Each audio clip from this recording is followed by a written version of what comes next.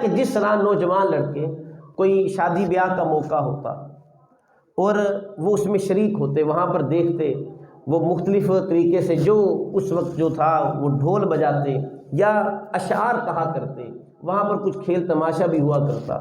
تو حضور نے فرمایا کہ میں اسی طرح میں بکریاں چلا رہا تھا، مجھے پتہ چلا کہ آج قبیلے میں کسی کی شادی ہے اور رات کو وہاں پر کچھ اسی طرح کا کوئی کھیل تماشا ہونا، جہاں پر اشعار بھی ہوں گے، جہاں پر ڈھول کی تھاپ بھی ہوگی۔ اب میں نے جو میرے ساتھ جو نوجوان لڑکا تھا اسے کہا کہ تم بکریوں کا خیال رکھنا، میں ذرا دیکھ کر آتا ہوں۔ تو آقا علیہ الصلوۃ والسلام اب رات کو جب وہاں پر تشریف لائے، نو عمر ہی ہے، 13 سال کی عمر ہے یا 15 سال کے قریب، تو حضور نے فرمایا کہ اللہ نے اس وقت بھی میری حفاظت فرمائی، قبل اس سے کہ وہ آوازیں میرے کانوں میں پڑتی۔ میں وہاں پر گیا، بیٹھا ہوں، اللہ نے مجھ پر نیند طاری کر دی، اور میری آنکھ اگلے دن جا کر کھلی جب سورج کی کرنیں میرے چہرے پر پڑی۔ تو اللہ نے مجھے اس عمر میں بھی ان ساری چیزوں سے محفوظ رکھا۔ یا آقا علیہ الصلوۃ والسلام کا یہ بچپن تھا، 15 سال کی عمر ہوئی، چونکہ یہ دور جاہلیت ہے اور چھوٹی چھوٹی باتوں پر وہاں پر قتل و غارت شروع ہو جاتی، اور چھوٹی سی بات پر پھر کئی قتل ہوتے۔ حرب فجار یہ ایک بہت بڑی جنگ جو کہ عرب قبائل کے درمیان ہوئی، بڑی مشہور جنگ ہے۔ اب اس کا پس منظر کیا تھا؟ ایک چھوٹی سی بات پر یہ لڑائی شروع ہوئی۔ عکاظ کا ایک بہت بڑا میلہ مکہ میں لگا کرتا تھا، چونکہ مکہ ایک تجارتی مرکز بھی تھا، ایک بڑا شہر بھی تھا، یہاں پر بیت اللہ بھی تھا، دور دراز سے لوگ یہاں پر آیا کرتے تھے۔ تو مکہ میں ایک مقام عکاظ ہے، عکاظ کا میلہ لگا کرتا تھا، بڑا مشہور ہے۔ یہاں پر جس طرح آپ نے آج کے دور میں میلے دیکھے ہوں گے، تو میلوں میں مختلف اسٹال لگتے ہیں، دکانوں والے آ جاتے ہیں، ان کا کچھ کاروبار بھی چلتا ہے، کچھ وہ چیزیں فروخت کرتے ہیں۔ اسی طرح شروع سے میلے ہوا کرتے تھے، وہاں پر دور دراز سے تاجر آتے، اپنے سامان کو فروخت کرتے۔ تو عکاظ کے میلے میں حیرہ ایک ملک ہے، اس کا بادشاہ نعمان بن منذر، یہ بھی اپنا سامان تجارت بھیجا کرتا تھا عکاظ کے میلے میں۔ اب مکہ اور مقام حیرہ درمیان میں یہ بہت لمبا ایک فاصلہ ہے، اس میں وادیاں بھی آتی ہیں، اس میں پہاڑ بھی ہیں، اس میں پرخطر راستے بھی ہیں، ڈاکوؤں کا بھی خطرہ ہوتا کہ کوئی سامان نہ لوٹ جائے۔ تو نعمان بن منذر وہ بادشاہ، وہ ایسے آدمی کے ہاتھ اپنے قافلے کو سپرد کرتا جو کہ سردار بھی ہوتا، جس کا روب داب بھی ہوتا، جو باحفاظت اس کے قافلے کو اصل مقام تک پہنچا بھی دیتا اور اس کا نفع بادشاہ کو بھی پہنچا دیتا۔ اب عکاظ کا میلہ قریب تھا، بادشاہ نے اعلان کیا، کہا کون ہے جو میرے قافلے کو باحفاظت عکاظ کی جگہ پر لے کر جائے گا۔ اب وہاں پر بنی کنانہ کا ایک سردار براز بن قیس، اس نے کہا کہ میں تمہارے قافلے کو لے کر جاؤں گا، باحفاظت لے کر جاؤں گا، واپس بھی لے کر آؤں گا۔ اسی دربار میں بنو حوازن کا ایک سردار عروۃ الرحال بھی موجود تھا۔ اس نے بادشاہ سے کہا کہ تو اس کتے کے حوالے اپنا یہ قافلہ کرے گا، ایک گالی بھی دی، توہین بھی کر دی، اور کہا کہ اس کے حوالے کرے گا، میں تیرے قافلے کو لے کر جاؤں گا، میں اس سے بڑا سردار ہوں۔ اور بادشاہ نے وہ قافلہ اس کے حوالے کر دیا۔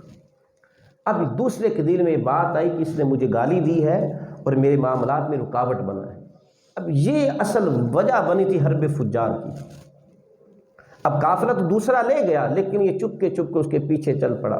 وہ ایک جگہ پر رات کا وقت ہوا، ٹھہرا وہاں پر، جس طرح شراب پیا کرتے تھے۔ اب اس سردار نے شراب پی، جب شراب میں مدہوش ہو گیا، اپنے بستر پر آیا۔ اب یہ دوسرا سردار جو کہ جس کا تعلق بنی کنانہ سے تھا، اب یہ اس کے خیمے میں پہنچ گیا، تلوار نکال لی، اس کو بھی پتہ چل گیا۔ اب وہ لگا معافیا مانگنے، کہا کہ اس وقت تو نے میری توہین کی۔ اس نے وہیں پر تلوار ماری اور گردن کاٹ کر رکھ دی۔ جب اس کے قبیلے والوں کو پتہ چلا کہ ہمارے سردار کو قتل کر دیا، اب وہ سارے کے سارے قبیلے اٹھے، دوسرے قبیلے پر حملہ بول دیا۔ ایک قتل کے بدلہ میں دوسرے قبیلے کے وہ کئی قتل کر دیتے تھے۔ بنو حوازن اور بنو کنانہ میں اب لڑائی چھڑ گئی۔ اور پھر یہ نہیں کہ ایک مرتبہ لڑائی ہوئی ختم ہو گئی، نہیں، کہا کہ آئندہ سال دوبارہ پھر یہاں پر اکٹھے ہوں گے۔ آئندہ سال پھر ان کے درمیان لڑائی ہوئی۔ اب یہ لڑائی سالہ سال سے چلتی آ رہی تھی، ہر سال لڑائی ہوتی، اور صرف ایک توہین کے پیچھے قتل ہوا، اور اس قتل کے بدلہ میں پھر کئی قتل ہوئے، بنو حوازن کے بھی، بنو کنانہ کے بھی، دونوں قبائل اب یہ لڑتے آ رہے ہیں۔ ان کا طریقہ یہ ہوتا تھا عرب میں، اگر کوئی ایک شخص قتل ہو جاتا، بدلے میں اس کے وہ 10 یا 12 قتل کر دیا کرتے، جب ان کے 10-12 قتل ہوتے وہ پھر ان پر حملہ بول دیتے، اور اس طرح پھر یہ لڑائی سالہ سال تک جاری رہتی۔ آقا علیہ الصلوۃ والسلام کی عمر مبارک 15 سال تھی، اب یہ لڑائی پھر دوبارہ آ گئی۔ یہ ایک لڑائی جس میں آقا علیہ الصلوۃ والسلام نے شرکت کی، اور اس میں بھی حضور کی شرکت صرف برائے نام تھی۔ آقا علیہ الصلوۃ والسلام نے فرمایا، حضور نے فرمایا کہ میں نے اس جنگ میں جو شرکت کی صرف اتنی کہ کنتو انبلو علی اعمامی، کہ میں اپنے چچاؤں کو صرف تیر پکڑایا کرتا تھا۔ پھر جب کئی تعداد میں دونوں قبیلے کے لوگ قتل ہوئے، اب ان میں سے ایک ولید بن عتبہ، اس نے پھر صلح کی طرف کہا کہ اب صلح بھی ہونی چاہیے، کب تک ہم اسی طرح لڑتے رہیں گے؟ اور اس نے کہا کہ جو ہم نے تمہارے قتل کیے ان قتل کے بدلہ میں دیت دینے کے لیے تیار ہے، تاکہ اس معاملے کو ختم کیا جائے۔ تو پھر جا کر یہ معاملہ ختم ہوا، ایک قتل کے بدلہ میں وہ کئی قتل ہوئے، اور آخر میں جا کر پھر یہ صلح ہوئی۔ تو حضور نے 15 سال کی عمر میں جس جنگ میں شرکت کی وہ حرب فجار تھی، اور فجار جس طرح کہا جاتا ہے فاسق و فاجر، گناہ گار، فسق، چونکہ یہ جنگ حرمت والے مہینوں میں ہوئی تھی، ذیقعد ہے، ذی الحج ہے اور محرم ہے، یہ حرمت والے مہینے ہیں، اور یہ شروع سے چلتے آ رہے ہیں۔ اللہ رب العزت نے ان کا ذکر قرآن مجید میں بھی کیا۔ تو ان مہینوں میں جنگ نہیں ہوا کرتی تھی، لیکن یہ اکاس کی جنگ، اکاس کا میلہ یہاں پر ہوا، اور یہاں پر جو جنگ چھڑی حرب فجار، تو یہ حرمت والے مہینوں میں بھی یہ جنگ جاری و ساری رہی، اس وجہ سے اس کا نام حرب فجار رکھ دیا گیا۔ کوئی وہاں پر نظام تو تھا نہیں، کوئی باقاعدہ حکومت نہیں تھی، منظم حکومت نہیں تھی، وہاں پر جس کے پاس طاقت ہے اسی کا زور چلتا تھا۔ جو کمزور قبیلے والا ہے اس کا اگر کوئی شخص قتل ہو جاتا وہ اسے اپنا مقدر سمجھ کر خاموش ہو جاتا، اگر وہ طاقتور ہوتا وہ دوسرے قبیلے کے ساتھ اپنا بدلہ لے لیتا، اور وہ پھر بدلہ لیتا، اکیلا ایک شخص قتل نہیں ہوتا تھا، کئی قتل ہوتے، یہ نظام تھا۔ اگر کوئی باہر سے تاجر آتا اس کا سامان لوٹ لیا جاتا، کوئی باہر سے مسافر آتا اس کو لوٹ لیا جاتا، اس کے ساتھ زیادتی کی جاتی۔ تو یہ ان کا ایک دستور تھا، اور اس پر فخر کیا جاتا تھا، ایک سرداری نظام جس کو سمجھا جاتا ہے۔ جس طرح سردار ہے، سردار بعض لوگ ظلم کرتے ہیں اور ان کے خلاف عدالتیں بھی خاموش رہتی ہیں، یہی وہاں پر نظام تھا۔ اب جو مظلوم آدمی ہے وہ کسی عدالت میں تو جا نہیں سکتا تھا، کیونکہ عدالتیں مقرر نہیں تھیں، تو لہٰذا اب یہ نظام اسی طرح چلتا آ رہا تھا۔ ہوا یہ کہ پھر ایک تاجر آتا ہے، وہ یمن کا ایک تاجر ہوتا ہے، زبید اس کا نام ہوتا ہے، وہ مکہ آتا ہے اور عاص بن وائل اس سے سامان خریدتا ہے۔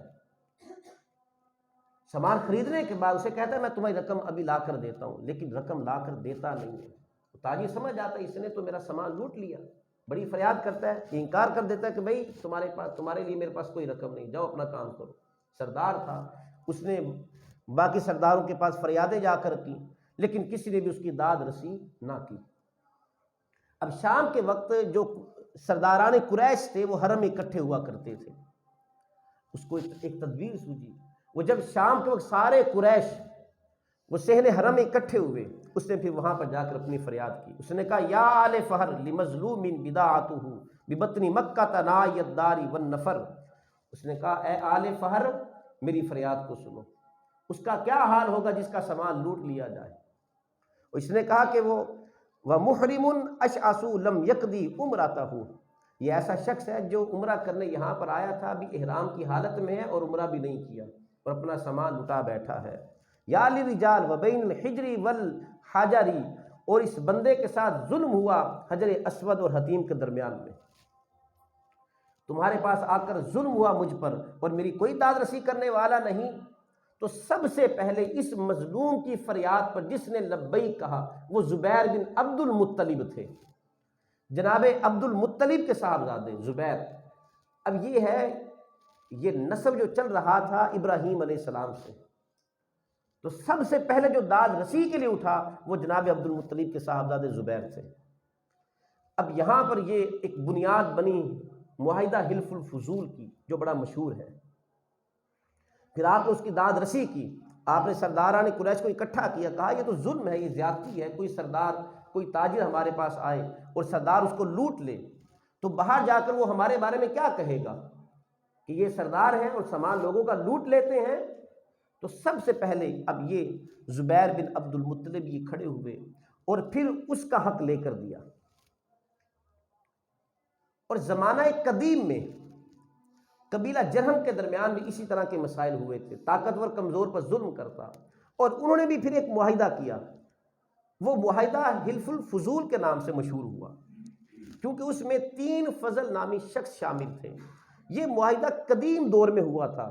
قبیلہ جرہم یہ ہے حضرت سیدہ سارہ رضی اللہ تعالی عنہ کے زمانے سے, سیدہ ہاجرہ رضی اللہ تعالی عنہ کے زمانے سے, کہ جب آپ وادی مکہ میں آباد ہوئی تو وہاں پر قبیلہ جرہم آ کر سب سے پہلے آباد ہوا تھا. انہی کے قبائل میں سے, یہ کئی سو سال پہلے کا واقعہ. تو پھر دوبارہ یہی معاہدہ ہوا کہ آج کے بعد جو کمزور جس کے ساتھ زیادتی ہوگی, جو مظلوم ہوگا, جو مسکین ہوگا, جس کے اوپر ظلم ہوا ہوگا, تو ہم اس کا بدلہ لے کر رہیں گے. تو اس معاہدے کا نام بھی حلف الفضول رکھا گیا. اب یہ معاہدہ ختم ہو جانا تھا یا اس کا عام چرچا نہیں ہونا تھا, لیکن آقا علیہ الصلوۃ والسلام اس معاہدے میں پیش تھے. حضور نے اس معاہدے کو طاقت دی, حضور نے اس معاہدے کو تازگی دی. آقا علیہ الصلوۃ والسلام نے اس معاہدے کو زندہ رکھا. آپ نے پھر تہیہ کر لیا, کیونکہ آپ تو آئے اس لیے تھے کہ مظلوموں کو ان کا حق دیا جائے. آپ تو آئی بیواؤں کا آسرا بن کر تھے, یتیموں کے والی بن کر آئے تھے, حقداروں کو ان کا حق دلانے کے لیے آئے تھے. ابھی 9 عمری ہے, اعلان نبوت بھی نہیں کیا, لیکن آقا علیہ الصلوۃ والسلام اس معاہدے میں شریک ہوئے. یہ معاہدہ سب سے پہلے تو اس تاجر کا حق دلوایا گیا, اس کے بعد سرداران قریش اکٹھے ہوئے. عبداللہ بن جدعان نامی شخص کے گھر میں اکٹھے ہوئے, مختلف سردار تھے, اور حضور فرماتے میں بھی وہاں پر موجود تھا. اور آقا علیہ الصلوۃ والسلام اس پر فخر کیا کرتے تھے.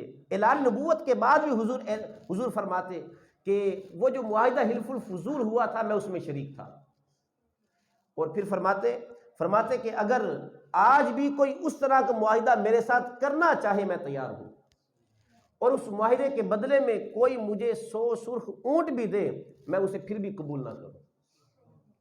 کیونکہ یہ معاہدہ یہ سارا کا سارا معاہدہ مظلوموں کے حق میں تھا کہ کسی مظلوم کے ساتھ, کسی غریب کے ساتھ زیادتی نہ ہو, کسی مسافر کے ساتھ زیادتی نہ ہو.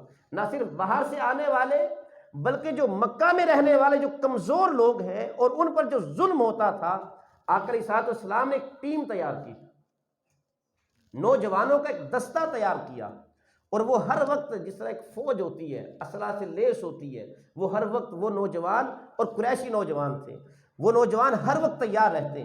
کسی کے ساتھ ظلم ہوتا, جو سردار ظلم کرتا, یہ دستہ وہاں پر پہنچ جاتا, اور کسی کو جرت نہیں ہوتی تھی اس دستے کے سامنے کوئی بات کر سکے. مظلوم کو اس کا حق دلوا کر رہتے. اس میں جان ڈالی تو آقا علیہ الصلوۃ والسلام نے جان ڈالی. اور پھر اسی معاہدے کے پیش نظر ایک دستہ تیار تھا. کئی واقعات وہ اس طرح کے پیش آئے کہ جب اس دستے نے لوگوں کے ان کے حقوق دلوائے. ایک بدو آتا ہے فریضہ حج کی نیت سے, وہ عرب کے جنوبی علاقے کی طرف سے آتا ہے, اس کے ساتھ اس کی بیٹی بھی تھی. لیکن ایک سردار, ایک تاجر جو کہ تاجر بھی ہوتا ہے, بہت بڑا سردار بھی ہوتا ہے, نبیہ بن حجاج, اس بیٹی کو اپنے پاس قید کر لیتا ہے بری نیت سے. وہ فریادیں کرتا ہے. جب یہ فریاد آقا علیہ الصلوۃ والسلام تک پہنچتی ہے, اب وہی نوجوان جو حضور نے تیار کیے تھے بشمول آقا علیہ الصلوۃ والسلام خود اب وہاں پر پہنچ جاتے اس تاجر کے پاس. اس سے کہتے ہیں خبردار اگر تو نے اس بچی کو ہاتھ بھی لگایا تو اس کی بیٹی واپس کرو. وہ ایک رات کی مہلت مانگتا ہے, کہتے ہیں کہ نہیں ابھی اس کی بیٹی واپس کرو. تو یہ معاہدہ اس وجہ سے مشہور ہو گیا کہ اب مکہ میں کوئی کسی کے ساتھ زیادتی نہیں کر سکتا. اسی طرح ابو جہل ایک تاجر سے سامان خریدتا ہے اور پھر اس کے پیسے نہیں دیتا. اب وہ فریادیں لے کر پہنچتا ہے تو آقا علیہ الصلوۃ والسلام بنفس نفیس ابو جہل کے گھر پہنچ جاتے ہیں اور کہتے ہیں کہ اس کی رقم ہے اس کی واپس دو, اگر رقم نہیں ہے اس کا مال واپس کرو. اور ابو جہل وہ حضور کی بات پر وہ آگے کوئی بات کر نہیں سکتا, خاموشی کے ساتھ جاتا ہے, اندر سے جتنا اس کا حق بنتا ہے وہ مال لا کر اس کو دے دیتا ہے.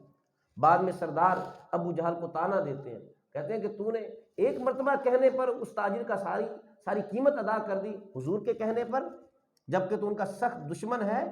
ابو جہل کہنے لگا اگر میں نہ دیتا، ان کے دائیں بائیں 2 شیر تھے جو منہ پھاڑ کر کھڑے تھے۔ تو اس وجہ سے معاہدہ حلف الفضول مشہور ہوا۔ جب آقا علیہ الصلوۃ والسلام کی عمر مبارک 22 سال کے قریب ہوئی، بعض میں 22 سال 23 سال، جناب ابو طالب آپ کا جو گھرانہ تھا وہ مسلسل قحط سالی کی وجہ سے کاروباری لحاظ سے بھی بہت کمزور ہو چکا تھا، معاشی اعتبار سے بہت کمزور تھے، اور سرداران قریش جو مکہ کے جو لوگ تھے ان کا زیادہ جو گزر بسر تھا وہ تجارت کیا کرتے تھے۔ جو مکہ کے گرد و نواح میں رہتے تھے دیہاتی لوگ وہ بکریاں چرایا کرتے، انہیں پر وہ گزر بسر کیا کرتے۔ جو شہر مکہ کے رہنے والے لوگ تھے وہ تجارت کیا کرتے تھے، تاجر تھے۔ مکہ سے لوگ دور دراز سے آتے، ان سے سامان خریدتے، وہی سامان بازاروں میں فروخت کرتے، یا تجارت کی نیت سے شام کو جاتے۔ مکہ کا سامان یا مکہ میں جو سمندری راستے سے جو کشتیوں کے ذریعے جو سامان مکہ میں پہنچتا، یہ وہاں سے سامان خریدتے اور شام لے کر چلے جاتے، اور پھر وہاں کی جو مصنوعات ہوتی وہ وہاں کی مصنوعات مکہ میں لے کر آ کر فروخت کرتے۔ ان بڑے بڑے تاجروں میں ایک نام حضرت سیدہ خدیجہ رضی اللہ تعالی عنہا کا بھی ہے، جو حضور صلی اللہ علیہ وسلم کی پہلی زوجہ محترمہ ہے۔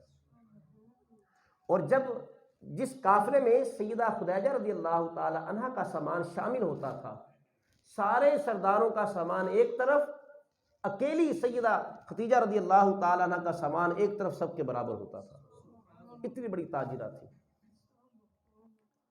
سیدہ خدیجہ رضی اللہ تعالی عنہا کے پہلے 2 شوہر ان کی وفات ہو چکی تھی۔ پہلے ایک شوہر کی وفات ہوئی، پھر آپ نے دوسرا نکاح کیا، اس کی بھی وفات ہو گئی، اور ان سے اولادیں بھی تھیں، لیکن آپ جسمانی طور پر آپ بالکل جوان لگا کرتی تھیں۔ بڑے بڑے سرداروں نے نکاح کا پیغام بھیجا، آپ تاجرہ بھی تھیں اور سب سے امیر تاجرہ تھیں، متومل تھیں۔ حضرت خدیجہ رضی اللہ تعالی عنہ کی جو صفات تھیں، آپ بڑی رحم دل تھیں، فقراء کے ساتھ، مساکین کے ساتھ بڑا پیار کرنے والی، انہیں نوازنے والی تھیں۔ اللہ نے یہ صفات حضرت خدیجہ رضی اللہ تعالی عنہ کو عطا کی تھی، اور اللہ انہیں اتنا زیادہ اور عطا کرتا تھا۔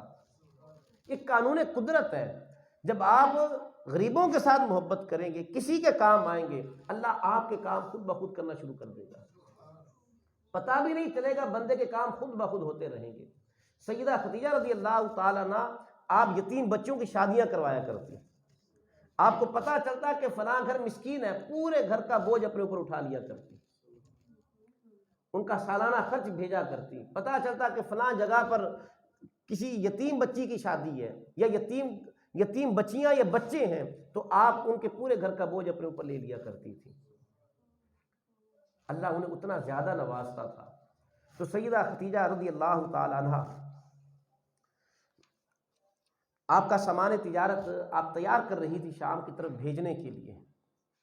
جناب ابو طالب آپ معاشی طور پر کافی کمزور تھے، اور آقا علیہ الصلوۃ والسلام پورے مکہ میں امانت دار، دیانت دار، صادق اور امین کے لقب سے مشہور تھے، اور حضور ایک مرتبہ 12 سال کی عمر میں سامان تجارت لے کر شام جا بھی چکے تھے جناب ابو طالب کے ساتھ۔ تو جناب ابو طالب نے کہا، آقا علیہ الصلوۃ والسلام کو بلایا اور کہا کہ آپ دیکھ رہے ہیں کہ معاشی طور پر ہم کتنے کمزور ہیں، تو کیوں نہ آپ حضرت خدیجہ رضی اللہ تعالی عنہ کے پاس جائیں اور ان کا سامان تجارت شام لے کر جائیں۔ آپ ان کے پاس جائیں، اور مجھے یقین ہے وہ آپ کو دیکھ کر انکار نہیں کریں گی، کیونکہ آپ صادق اور امین ہیں، اور آپ کی دیانت، آپ کی امانت پورے مکہ میں مشہور ہے، اور وہ باقیوں کی بنسبت اور بھی وہاں پر تاجر ہوں گے، لیکن وہ آپ کو ترجیح دے گی۔ تو آقا علیہ الصلوۃ والسلام کی غیرت نے گوارا نہیں کیا کہ میں کسی کے پاس سائل بن کر جاؤں، کسی کے پاس طالب بن کر جاؤں، تو حضور نے انکار کر دیا، اور حضور نے فرمایا کہ لعلھا ترسل الی فی ذاک، حضور نے فرمایا کہ شاید وہ خود اس سلسلہ میں میرے پاس خود ہی آ جائے۔ اللہ اپنے انبیاء کو رسوا نہیں کرتا، اپنے انبیاء کو اس طرح کسی کے پاس سائل بنا کر بھی نہیں بھیجتا۔ اللہ بڑا غیرت مند ہے، اپنے انبیاء کے معاملہ میں وہ اس سے بھی زیادہ غیرت مند ہے۔ تو جناب ابو طالب آپ پھر پریشان ہوئے، آپ نے کہا کہ انی اخاف ان تولی غیرک فتطلب امرا مدبرا، آپ نے کہا مجھے اندیشہ ہے وہ کسی اور کو نہ بھیج دے، کسی اور کو مقرر نہ کر دے، پھر بعد میں ہم بات بھی کریں گے تو اس کا فائدہ نہیں ہوگا۔ تو آقا علیہ الصلوۃ والسلام خاموش رہے۔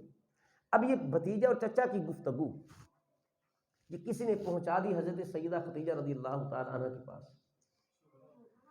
کہ چچا بھتیجا میں یہ بات ہوئی ہے کہ چچا نے کہا کہ آپ سامان تجارت خدیجہ کا لے کر جائیں، لیکن حضور نے یہ بات کہہ کر انکار کر دیا۔ اب حضرت خدیجہ رضی اللہ تعالی عنہ نے پھر خود پیغام بھیجا، حضور کی بات پوری ہو گئی۔ حضور نے فرمایا تھا لعلھا ترسل الی فی ذاک، کہ شاید کہ وہ خود میرے پاس آ جائے۔ اب اس نے خود حضور کے پاس پیغام بھیجا، کیونکہ حضور کی دیانت اور امانت داری کو تو وہ بھی جانتی تھی، حضور کی صداقت کو وہ بھی جانتی تھی، اور پھر یہ کہ آپ مخلص ہیں، آپ مخلص ہیں، اور پھر یہ کہ آپ کے دل میں لوگوں کے لیے ہمدردی کے جذبات ہیں اور آپ کسی کا نقصان پسند نہیں کرتے۔ اب یہ خصائص حضرت خدیجہ بھی جانتی تھی، اور اس نے پھر جو حضور کو پیغام بھیجا اس نے کہا اگر آپ میرا سامان تجارت لے کر جائیں یہ میرے لیے بڑی خوش قسمتی ہوگی۔ گویا کہ فریاد کر رہی ہے۔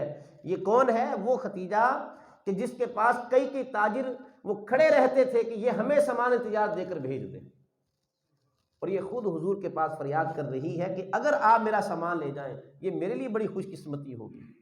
تو آخری ساتھ اسلام کے پاس جب یہ خبر پہنچی حضور نے اپنے چچا کو سنائی، دیکھیں آ گیا پیغام۔ تو جناب ابو طالب اس پر بڑے خوش ہوئے اور کہا یہ اللہ کی طرف سے یہ ہے، اللہ نے ہمارا روزگار یہاں پر لکھا ہوا ہے۔ اب آقا صلی اللہ علیہ وآلہ وسلم اب حضرت خدیجہ کا سامان لے کر شام کی طرف گئے، اور جناب خدیجہ رضی اللہ تعالی عنہ نے اپنا ایک غلام جس کا نام میسرہ ہے وہ بھی حضور کے ساتھ بھیجا، اس نیت سے نہیں وہ جا کے نگرانی کرے گا، نہیں، اسے حضور کا خادم بنا کر بھیجا۔ اور جب اس نے اپنے غلام کو حضور کے ساتھ بھیجا اس نے نصیحت کی، کہا لا تعص لہ امرا ولا تخالف لہ رأیا، کہا خبردار ان کی مخالفت نہ کرنا، اپنے غلام سے کہا ان کی مخالفت نہ کرنا، اور جب یہ کوئی رائے دے دیں اوپر اپنی کوئی رائے نہیں دینی، جو بات ہوگی ان کی بات آخر ہوگی، حرف آخر انہی کی بات ہوگی، اور ان کی نافرمانی تو نے نہیں کرنی۔ یہ میسرہ غلام کو جو بھیجا تھا وہ اس وجہ سے بھیجا تھا تاکہ وہ سامان کی حفاظت کرے، وہ حضور کا خیال رکھے، سامان اتارنا ہے لادنا ہے حضور کو کوئی تکلیف نہ ہو، یہ غلام موجود ہوگا یہی سامان اتارے گا یہی لادے گا، اس نیت سے بھیجا تھا۔ اب اس نے وہ سارے آقا علیہ الصلوۃ والسلام کے معاملات دیکھے۔ حضور صلی اللہ علیہ وسلم جب شام کی طرف جا رہے ہیں تو راستے میں کلیسا آتا ہے، یہ وہی کلیسا تھا جب 12 سال کی عمر میں جناب ابو طالب کے ساتھ گئے تھے، اور اس کلیسا میں ایک راہب بحیرہ راہب سے ملاقات ہوئی تھی، یہ وہی کلیسا تھا، راستے میں آتا تھا، ابھی بھی قائم تھا، لیکن اب وہاں پر راہب بحیرہ نہیں تھا، اب یہاں پر ایک دوسرا راہب آ گیا، نستورہ راہب جس کا نام تھا۔ آقا علیہ الصلوۃ والسلام اسی درخت کے نیچے جب 12 سال کی عمر میں وہاں پر ٹھہرے تھے اور سارے قافلے والے درخت کے نیچے بیٹھ گئے، حضور کے لیے کوئی جگہ نہ بچی، حضور دھوپ میں کھڑے ہیں، یکا یک وہ درخت حضور کی جانب ہو گئے۔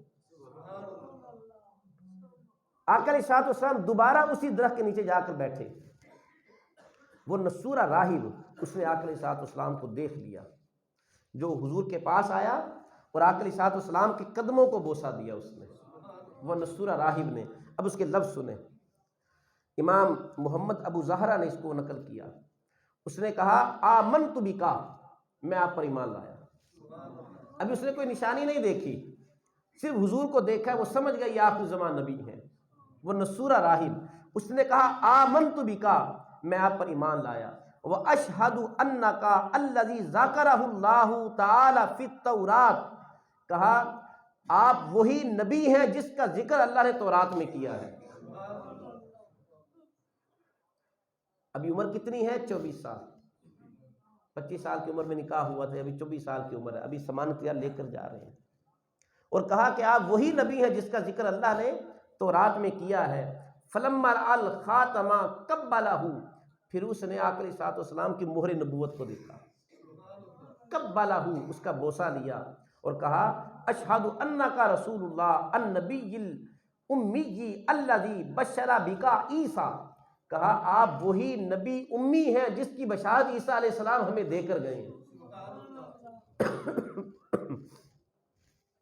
یہ نستور راہب تھا۔ اب میسرہ نے بھی یہ بات سنی ہوگی، وہ بھی حیران ہوا ہوگا، تو پھر آپ شام کی طرف گئے، آپ نے تجارت کی، تو اللہ رب العزت نے 2 گنا نہیں 4 گنا، اس سے بھی کئی گنا زیادہ نفع عطا فرمایا۔ حضور نے پھر جو شام کی جو چیزیں تھی وہاں سے خریدی، وہ مکہ لے کر آئے، اور جو اتنا نفع ہوا تھا سیدہ خدیجہ رضی اللہ تعالی عنہ کو سپرد کیا۔ اب وہ میسرہ غلام وہ آقا علیہ الصلوۃ والسلام کے خصائص کو بیان کر رہا ہے۔ اس نے کہا یہ بڑے مخلص ہیں، امانت دار ہیں، دیانت دار ہیں، اور نگہبانی کرنے والے ہیں، جو ان کے ماتحت لوگ ہوتے ہیں ان کا خیال رکھنے والے۔ اس نے حضور کی بڑی تعریفیں کی، اور حضرت ختیجہ رضی اللہ تعالیٰ عنہ آپ نے اسی وقت دل میں تہیہ کر لیا میں ان کے ساتھ نکاح کروں گی، اسی وقت تہیہ کر لیا۔ لیکن اب وہ پیغام کیسے بھیجے؟ اب اس کی ایک سہیلی تھی حضرت ختیجہ کی، نفیسہ بنت منیہ اس کا نام تھا، اس کے ذریعے اس نے حضور کے پاس نکاح کا پیغام بھیجا کہ حضور کی رائے تو پتہ چلے، حضور کی کیا رائے ہے، کہیں مجھے پسند کرتے یا نہیں کرتے۔ یہ وہ خاتون ہے کہ جس کے گھر کے باہر لائن لگی ہوتی تھی بڑے بڑے سرداروں کی نکاح کے لیے، اور وہ سب کو ریجیکٹ کرتی آئی، کہا کہ تم سے نہیں کرنا، تم سے نہیں کرنا۔ اللہ نے ان کے لیے گوہر نایاب رکھا ہوا تھا، اللہ نے اس کائنات کا امام ان کے لیے رکھا ہوا تھا۔ بڑے بڑے سرداروں کی خواہش تھی کہ ان کے ساتھ نکاح ہو جائے، لیکن آپ سب کو ٹھکراتی رہی، اور خود آقا علیہ الصلوۃ والسلام کی محبت کو دل میں جگا لیا۔ اپنی سہیلی نفیسہ بنت منیہ کو کہا کہ تم حضور کی جا کر رائے پتہ کرو، ان کی رائے میرے بارے میں کیا ہے۔ اب وہ آئی آقا علیہ الصلوۃ والسلام کے پاس، اب یہ خود یہ بیان کرتی ہے جو اس نے وہاں پر جو معاملات دیکھے، آقا علیہ الصلوۃ والسلام سے جو گفتگو کی۔ اب یہ کہتی ہے کہ حضرت ختیجہ کے بارے میں کہا کہ حضرت ختیجہ ایک عقل مند، بہادر اور شریف النفس خاتون تھیں، نسب میں اعلیٰ تھیں، شرافت میں عرفہ تھیں، مال و ثروت میں سب سے زیادہ تھیں۔ ساری قوم کے شرفاء ان سے نکاح کرنے کے لیے بے قرار تھے، اگر ان کا بس چلتا تو وہ ضرور کرتے نکاح، لیکن ان کی تمام کوششیں رائگاں گئیں۔ لیکن جب حضور سفر شام سے واپسی تشریف لائے تو حضرت ختیجہ نے مجھے مامور کیا کہ میں حضور کی رائے دریافت کروں، چنانچہ میں آپ کے پاس گئی۔ اب یہ وہ گفتگو جو حضور کے ساتھ کی، پہلے حضرت ختیجہ کے اوصاف کو بیان کیا، اب آقا علیہ الصلوۃ والسلام سے جو گفتگو ہوئی، کہا کہ یا رسول اللہ آپ شادی کیوں نہیں کرتے؟ حضور نے فرمایا کہ میرے پاس سرمایہ نہیں ہے جس سے میں شادی کا فریضہ ادا کر سکوں۔ تو اس نے کہا آپ اس کی پرواہ نہ کریں، اس کے علاوہ کوئی اور بات بتائیں۔ تو حضور نے فرمایا کہ اس کے علاوہ کوئی بات نہیں ہے۔ تو اس نے کہا کہ ختیجہ آپ کے ساتھ نکاح کی خواہاں ہے۔ تو حضور نے رضامندی کا اظہار کیا۔ اب اس کے بعد جب سیدہ ختیجہ رضی اللہ تعالی عنہ کو پتہ چلا کہ حضور راضی ہیں، تو پھر انہوں نے اپنے چچا جن کا نام تھا عمر بن اسد، انہیں بھیجا جناب ابو طالب کے پاس۔ اب وہ نکاح کا پیغام لے کر آئے، جناب ابو طالب نے بخوشی سے قبول کیا، اور پھر جناب ابو طالب بھی ان کے پاس گئے۔ اب دونوں طرف جو بڑے بزرگ تھے ان کی رضامندی کے ساتھ اب یہ نکاح ہوا، ابھی منگنی ہوئی ہے، بات طے ہوئی ہے، بس ابھی نکاح ہونا تھا۔ اب اسے یہ بھی پتہ چلا کہ آقا علیہ الصلوۃ والسلام نے یہ نکاح جیسا عظیم معاملہ، دیکھیں اس میں اپنے بڑوں کو شامل کیا، کیونکہ حضور کی سیرت تا قیامت آنے والے لوگوں کے لیے وہ ایک عملی نمونہ ہے۔ یہ ایک پیغام دیا کہ بچے اولادیں جب نکاح کریں اس میں والدین کو شامل کریں۔ وہ نکاح جو والدین کی رضامندی کے بغیر ہو وہ برکت سے خالی ہوتا ہے۔ قبلہ بابا جی حضور نے جب یہ بات سنائی، آپ نے بہت ساری یہ اس کے فضائل بیان کیے کہ ماں باپ کو اس میں شامل کیا جائے نکاح میں۔ تو اب جناب ابو طالب جب دونوں طرف بات طے ہوگی اور دن مقرر ہو گیا کہ فلاں دن نکاح ہے، تو جناب ابو طالب نے حضور کا نکاح پڑھایا۔ اب جو آپ نے اس وقت خطبہ دیا، اب خطبہ بڑا پیارا ہے، اور آپ نے ابتدا کہاں سے کی؟ الحمدللہ الذی جعلنا من ذریات ابراہیم، پہلے آپ نے اللہ کی تعریف بیان کی۔ اب یہ جملہ الحمدللہ الذی، تمام تعریفیں اللہ کے لیے، اس بات پر دلالت کرتی ہیں کہ جناب ابو طالب آپ مومن تھے، آپ مومن تھے۔ بعض لوگوں نے اس پر خاموشی اختیار کی ہے، بعض لوگ ایمان کے قائل ہیں اور بعض لوگ نہیں ہیں۔ لیکن پچھلا واقعہ کہ جب بارش نہیں ہو رہی تھی، کوئی کس بت کو پکار رہا ہے، کوئی کس بت کو پکار رہا ہے، جناب ابو طالب نے لات منات کو نہیں پکارا بلکہ حضور کا واسطہ دے کر اللہ سے دعا مانگی۔ اب مواحد تھے تو آپ نے اللہ سے دعا کی۔ اب یہاں پر بھی جب حضور کا خطبہ دینا تھا، نکاح کا خطبہ دینا تھا، تو آپ نے ابتدا یہاں سے کی الحمدللہ الذی جعلنا من ذریات ابراہیم وذری اسماعیل، تمام تعریفیں اللہ کے لیے جس نے ہمیں ابراہیم کی ذریت میں پیدا کیا، ابراہیم کی اولاد میں پیدا کیا، وذری اسماعیل اور اسماعیل کی کھیتی میں پیدا کیا، ودیدی معدن اور ماد کی نسل سے پیدا کیا، وانصری مدرن اور مدر کے اصل سے پیدا فرمایا، اور پھر کہا وجعلنا حضنۃ بیتہ، اور ہمیں اپنے گھر یعنی بیت اللہ کا نگہبان بنایا، وسواس حرمہ اور اس کو حرم بنا دیا، اس جگہ کو حرم بنا دیا، وجعل لنا بیتا محجوبا اور ہمیں وہ گھر عطا کیا جس کا حج کیا جاتا ہے، وحرما آمنا اور یہ ہمیں ایسا گھر عطا کیا جو اس میں آتا ہے پرامن ہو جاتا ہے، بیت اللہ میں جنگ نہیں کی جا سکتی، کسی پر ظلم نہیں کیا جا سکتا۔ بہرحال آپ نے پھر یہ ایک لمبا خطبہ ہے، آپ نے خطبہ دیا اور حضور کا نکاح سیدہ خدیجہ رضی اللہ تعالی عنہا سے کیا۔ اس وقت حضور کی عمر مبارک 25 سال تھی، سیدہ خدیجہ رضی اللہ تعالی عنہا کی عمر 40 سال تھی۔ ان سے نکاح ہوا اور اللہ رب العزت نے جتنی بھی اولادیں عطا کیں سیدہ خدیجہ رضی اللہ تعالی عنہا کے بطن سے عطا کی، جتنی بھی اولادیں عطا ہوئیں اس میں آقا علیہ الصلوۃ والسلام کے صاحبزادے بھی ہیں، حضور کی صاحبزادیاں بھی ہیں۔ اللہ رب العزت نے سیدہ خدیجہ رضی اللہ تعالی عنہا کے بطن سے 2 بیٹے عطا کیے، ایک کا نام قاسم ہے اور دوسرے عبداللہ ہیں، جن کو طیب بھی اور طاہر بھی کہا جاتا ہے، لیکن یہ دونوں ہی بچپن میں ان کا وصال ہوا۔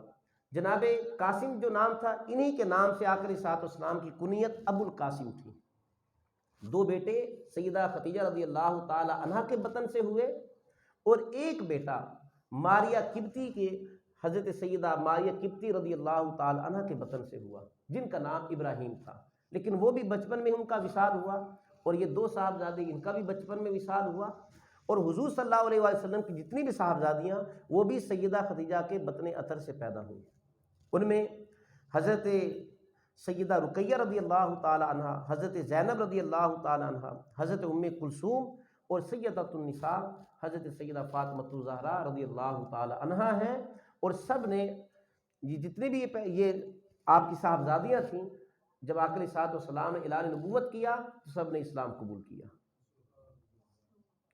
اب اس کے بعد جو آگے ہے وہ ہے بیت اللہ کی دوبارہ اس کی تعمیر نو، انشاءاللہ آئندہ جمعہ اس پر گفتگو ہوگی۔ یہ سیرت النبی کے حوالے سے ہمارے جمعہ چل رہے ہیں، پچھلا جمعہ بھی سیرت پر تھا اور یہ والا جمعہ بھی سیرت پر، اور یہ آقا علیہ الصلوۃ والسلام کی کوشش کی جائے گی کہ مکمل زندگی کا احاطہ کیا جا سکے، اور اللہ رب العزت ہمیں سن کر جو چیزیں ہمیں یہاں سے میسر ہیں اس پر عمل کی توفیق عطا فرمائے، جو پیغامات حضور کی سیرت سے ملتے ہیں وہ ہمیں نصیب ہوں۔ وصلی اللہ تعالی علی حبیبہ محمد و آلہ و اصحابہ اجمعین۔